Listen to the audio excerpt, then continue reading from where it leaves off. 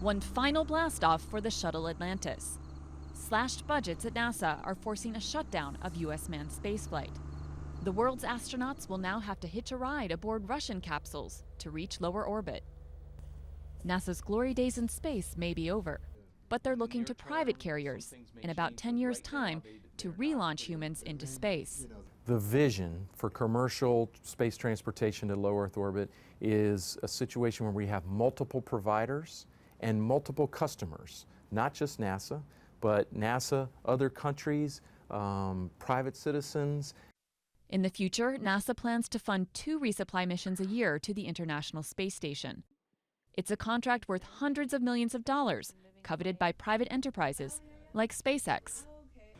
This California startup of only 1,400 employees launched an equipment-stocked rocket in 2010. They say a manned launch is about 3 years away. The Falcon 9 rocket and the Dragon spacecraft were already designed for astronauts and just need upgrades.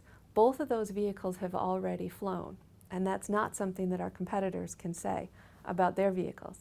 But some challengers can boast of insider knowledge. Aviation giant Boeing has churned out NASA-approved technology for more than 50 years. We have a lot of people with a lot of experience working on all these different spacecraft elements. And of course, International Space Station, it has big solar array elements, it has big truss elements, it has these big modules. We've worked on all those.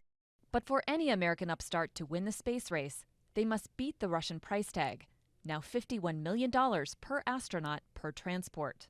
That's the next frontier for Americans hoping to dominate spaceflight.